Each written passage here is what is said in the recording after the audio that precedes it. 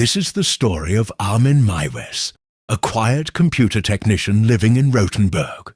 No criminal record, no violence, no trouble. Just a lonely guy who lived alone in an old family house after his mother passed away.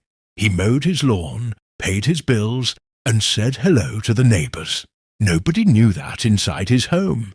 He had a secret he'd been carrying for decades.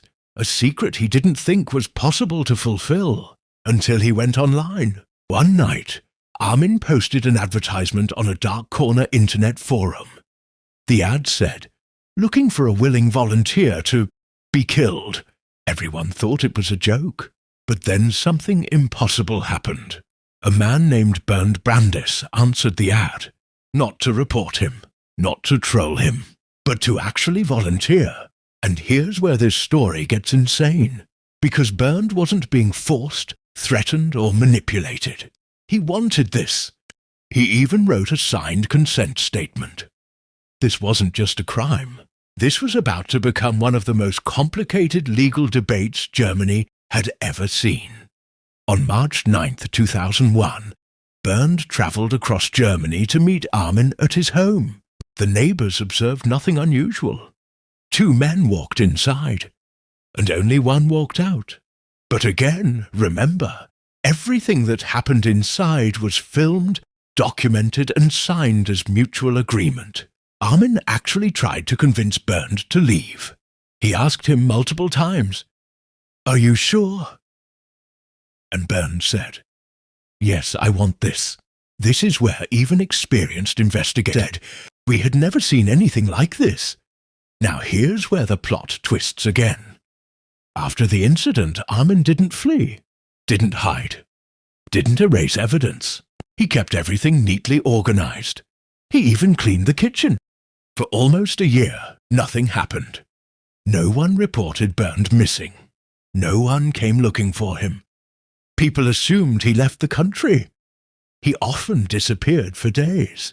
Armin went back to work. A quiet guy from Rothenburg, who had just committed one of the strangest crimes in modern German history. At this point, it seems like no one will ever find out about Armin Meiwes and his strange desire for killing. But the German police had a different idea. Because Armin didn't stop. Almost a year after the incident, he went back online, same forum, same username, and posted another message. He wasn't bragging. He wasn't confessing. He was simply looking for another volunteer. This time, someone reading the forum recognized that this wasn't a joke and tipped off the authorities. When the police traced the messages back to Armin's house, they expected to find a disturbed man hiding evidence. What they found instead was a perfectly clean home and proof so organized it looked like a documentary. After they burst into his home,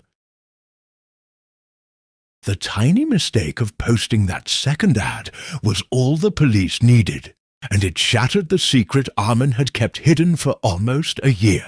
During interrogation, Armin calmly explained everything. He answered every question. He told the police exactly where the video was. He even offered them tea. The investigators were stunned. They replayed the footage, read the signed documents, checked the email exchanges. Everything showed consent. Now the country had a problem. There was no law in Germany at the time explicitly forbidding consensual killing. This meant prosecutors had to get creative. Armin's first trial was shocking. His defense argued. The victim agreed. There was no sadistic motive. It wasn't murder. It was assisted suicide. And at first, the court partially accepted that. Armin was sentenced to 8 years. Germany freaked out. People were outraged. A man had killed someone on camera and was getting less time than a bank robber. So prosecutors appealed. And this is where the final plot twist hits. During the second trial, psychologists revealed crucial evidence. Armin didn't want just one volunteer. He wanted to repeat the act. That intention, the desire to kill again, was enough for the appeals court to upgrade the charge to murder. Armin was sentenced to life in prison, where he remains today. The court declared that no human being can legally consent to their own killing. And because of this case, Germany clarified and adjusted laws surrounding voluntary death and extreme bodily harm. Today, the house in Rothenburg has been demolished. The room where the crime took place no longer exists. The internet forums involved were shut down, and Armin has become a dark piece of German criminal history. But the legacy of this case is something bigger. It forced Germany to confront the question: can someone volunteer to be a victim?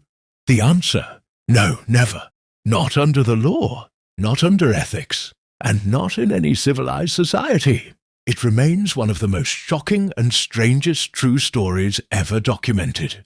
And that is the unbelievable real story of the Rothenburg case. A case where the victim wasn't kidnapped, wasn't tricked, wasn't forced. He volunteered. If you want more stories like this, real stories that feel impossible, make sure to like, subscribe, and tell me what case you want next.